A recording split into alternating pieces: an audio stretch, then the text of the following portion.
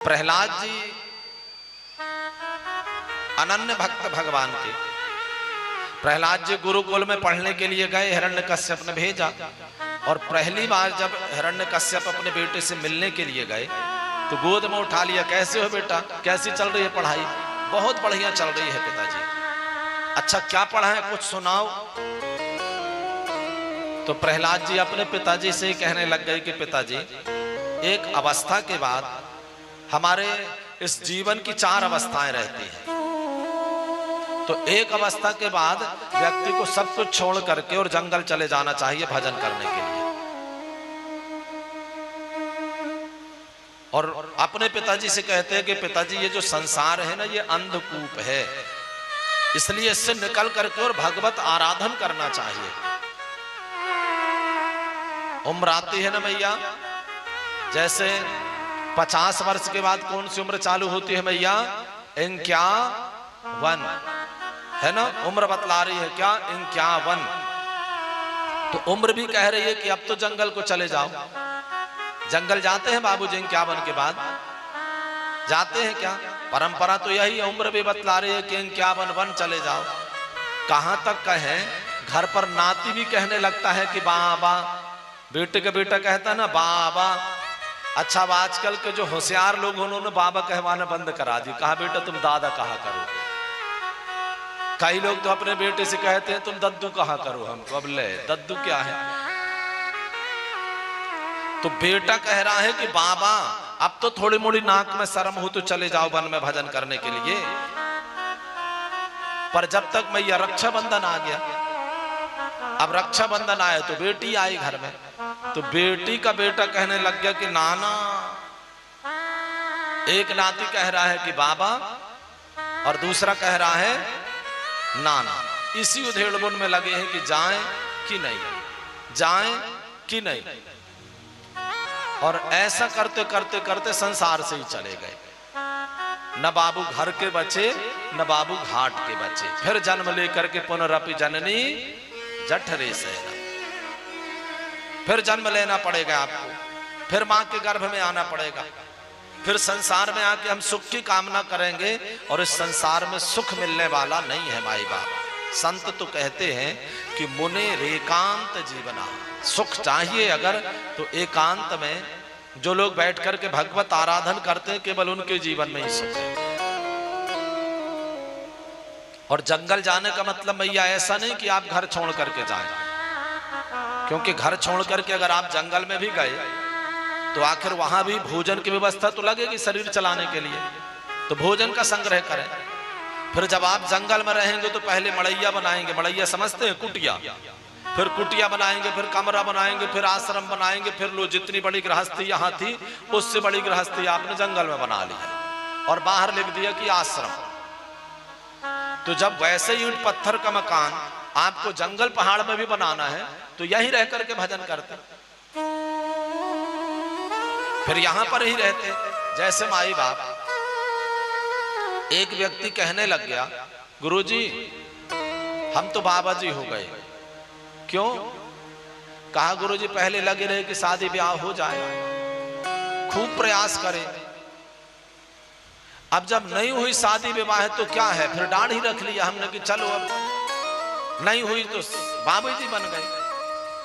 तो ये तो ऐसे हाल हो गए ना माई बाप की। अंगूर लगे थे ऊपर, खूब तोड़ने का प्रयास किया, नहीं टूटे तो कह दिया कि अंगूर खट्टे हैं। ऐसे ही हो गया ना, मजबूरी में बाबा बने। मन से विरक्ति का भाव आता कि हमने गृहस्थ स्वीकार नहीं किया। हम संसार में भी रहेंगे तो अपने मन को भगवत चरणार बिंदों में लगाएंगे। सामने सब उपलब्ध हो गए और उपलब्ध होते हुए जब उसका त्याग करें न भैया, तब जाकर के श्रेष्ठता कहलाती है। और नहीं मिला इसलिए भैया हम नहीं खाए, इसलिए हम व्रत हैं। दिन भर भोजन नहीं मिला तो शाम के कह दिया कि भैया हमारा व्रत था आज। ये तो व्रत नहीं कहलाया ना, ये तो मजबूरी हो गई। इसी प्रकार से माई बाप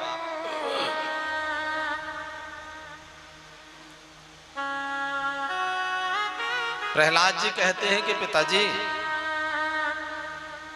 जंगल जाने का मतलब ये नहीं है कि आप घर छोड़ करके जाएं। घर को ही जंगल मान ले, घर में जितने लोग हैं, परिवार के सदस्य हैं, सबको पेड़ मान ले, और उन वृक्षों के बीच में आप ऐसे रहे कि मान लो जंगल में हैं आप। अब पेड़ों से क्या स्वार्थ है बतलाइए। जैसे संत जन कहते हैं मैया जल में कमल रहता है, कमल में देखिए कितने भी पानी की बूंदें पड़ जाए, कितना भी जल में डूब जाए, लेकिन उस कमल के पुष्प में एक बूंद भी जल की नहीं मिलेगी। इसी प्रकार से हमें संसार में ऐसे रहें कि संसार में जितने लोग हैं सबको वृक्ष मान लें, और उनके बीच में रहें कि मन वहां पर समर्पित नहीं हो पा रहा, मन को परमात्मा के चरणों में समर्पित करें। अब हिरण्यकश्यप ने कहा कि बेटा तू मेरे को जंगल में जाने को कहता है, मेरे शत्रु का नाम जपने के लिए कहता है, ये कौन सिखाता है तुझे? अच्छा तेरे गुरुजी ने पढ़ाया होगा, है ना, तू अपने गुरुजी को भेजना जरा। अब प्रहलाद जी के शिक्षा गुरु कौन थे? संड और अमर्क, वही गुरुकुल में पढ़ाते थे। संड अमर्क को लगा कि शायद महाराज इसलिए बुला रहे हैं कि इनाम देंगे, हमने अच्छा पढ़ाया इसलिए इनाम देंगे। तो संड अमर्क से और हिरण्यकश्यप कहने लग गया कि क्यों तुम यही पढ़ाते हो हमारे बच्चों को? कहा महाराज आपने जो कहा है हम वही पढ़ाते हैं। क्या पढ़ाते हो? कहा महाराज आपने कहा है कि का कमल का नहीं पढ़ाना, इससे भारतीय जनता पार्टी का प्रचार हो जाता है।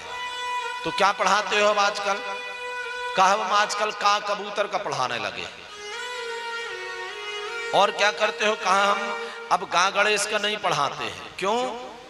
कहा आपने कहा कि सांप्रदायिकता फैलती है, इससे सनातन धर्म का प्रचार प्रसार होता है, तो हम अब आजकल गा गणेश का पढ़ाना बंद कर दिए। तो क्या पढ़ा रहे हो अब? कहा आजकल गा गधा का ही पढ़ाने लगे। तो इसके बाद हमारा बेटा फिर ऐसा क्यों करता है? हमें कह रहा है कि जंगल जाओ। संड और अमर्क ने कहा शुक्राचार्य जी के बेटा है मैया। दोनों ने कहा कि एक बात बताएं महाराज, ये जो आपका बेटा है ये तो पढ़ाई पढ़ाया आया है, हमने कभी ये नहीं पढ़ाया, पर ये ऐसी उल्टी सीधी बातें करता है। पर अब की मौका दे, लेकर के जाएंगे। अच्छा लेकर के गए, और वर्षों के बाद छुट्टी के समय पर प्रहलाद जी जब घर आए, स्नान से निवृत्त होकर के, नित्य क्रियाओं से निवृत्त होकर के, और पिताजी के चरण बंदन करने गए, चरण बंदन किया। हिरण्यकश्यप बड़ा खुश, गोद में बैठा लिया। और बेटे पढ़ाई कैसी चल रही है? पिताजी बहुत बढ़िया चल रही है। क्या तैयार हो? कहा पिताजी अब की तो हमने 9 पाठ तैयार कर लिए। और हिरण्यकश्यप ने जब पूछा तो प्रहलाद जी ने नवधा भक्ति का वर्णन कर दिया।